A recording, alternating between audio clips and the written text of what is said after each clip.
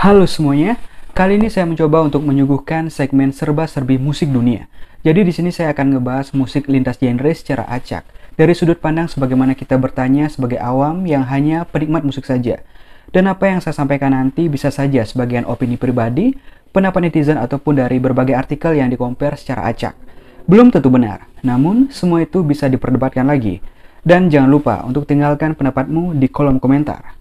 Serba-serbi musik, mari kita mulai. Go!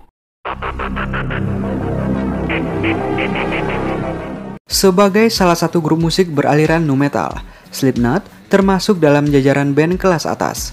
Penampilannya yang begitu agresif dengan hentakan ketukan drum yang keras membuat para penikmat musik cadas terpikat oleh performa dan lagu-lagu yang mereka bawakan.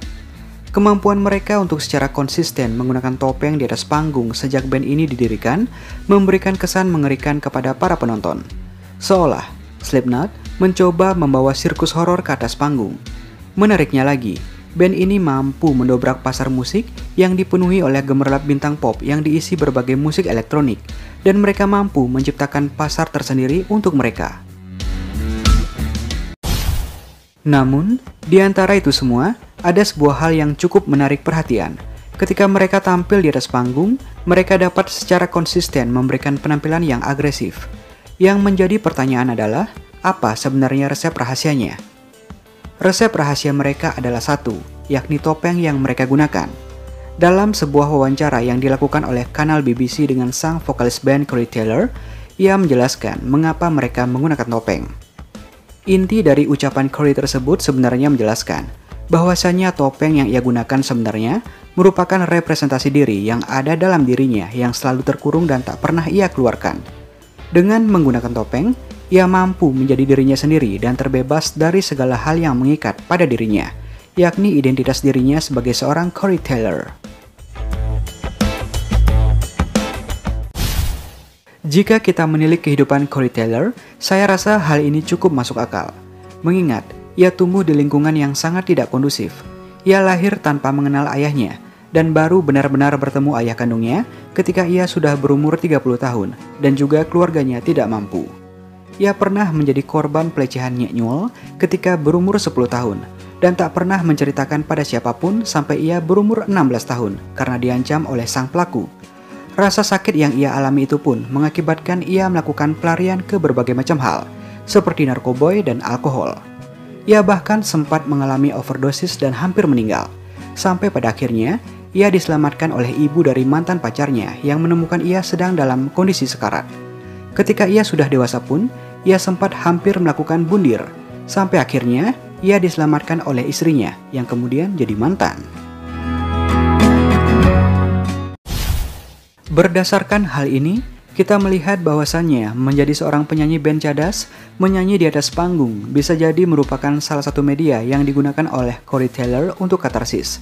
Katarsis merupakan salah satu upaya yang dilakukan untuk melepaskan emosi dan perasaan yang secara kuat ditekan ke dalam diri, sehingga orang tersebut menjadi lebih tenang dan lega. Dalam konteks ini, performa Slipknot yang nampak secara konsisten agresif tak lepas dari peran Corey Taylor yang menggunakan media menyanyi sebagai salah satu jalan paling tepat untuk melepaskan rasa marah dan bencinya dalam bentuk seni suara. Topeng yang ia gunakan di sisi lain memiliki peran sebagai amplifier atau penguat.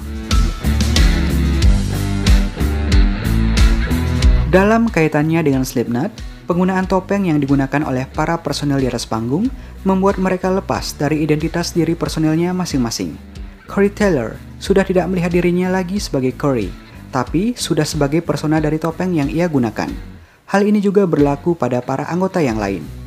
Sehingga, tak heran apabila Slipknot dapat secara konsisten tampil dengan agresif dan penuh energi di atas panggung, dan menjadi salah satu band metal yang berhasil memenangkan penghargaan Grammy sebagai Best Metal Performance di tahun 2006.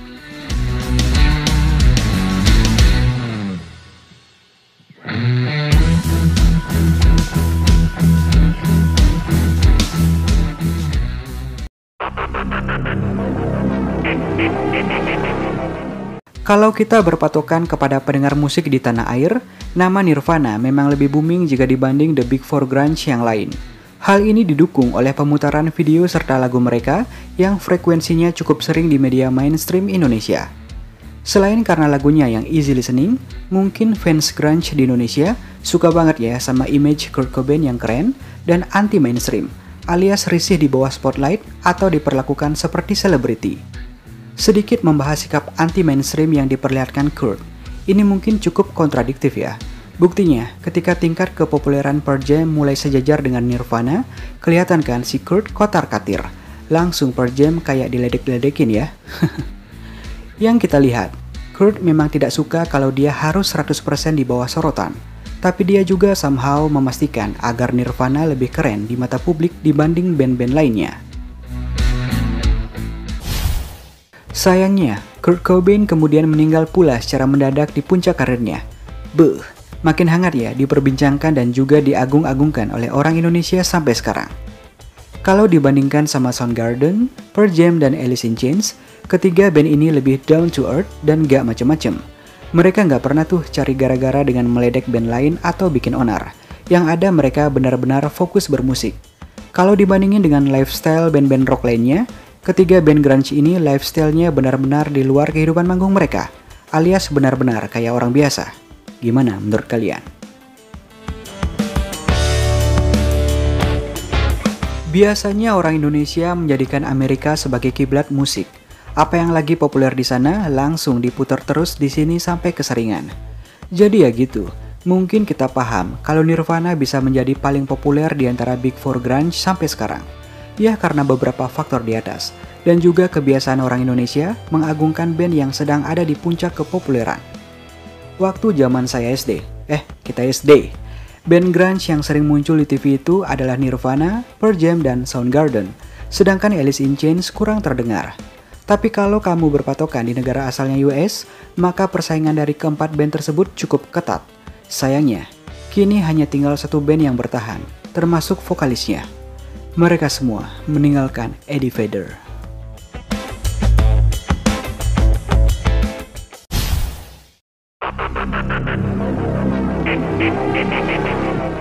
Jika ada pertanyaan, band apakah yang para personelnya diisi orang-orang yang berpendidikan tinggi?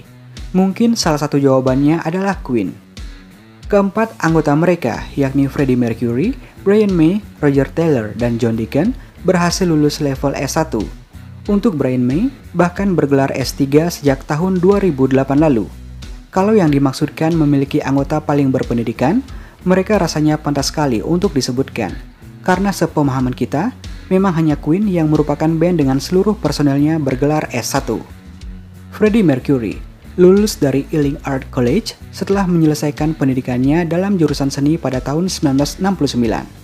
Brian May lulus dari Imperial College London dengan gelar BSc dan PhD setelah menyelesaikan jurusan Fisika Matematika pada tahun 1970 dan Astrofisika pada tahun 2008.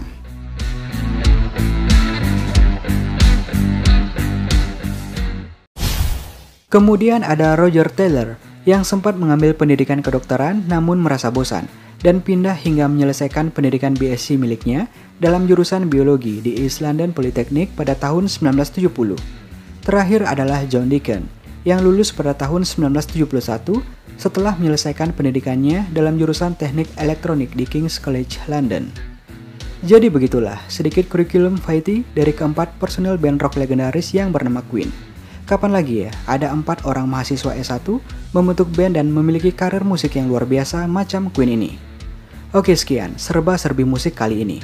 Jika ada informasi yang kurang atau keliru, bisa banget tambahkan argumenmu di kolom komentar. Sekian dan salam rock and roll.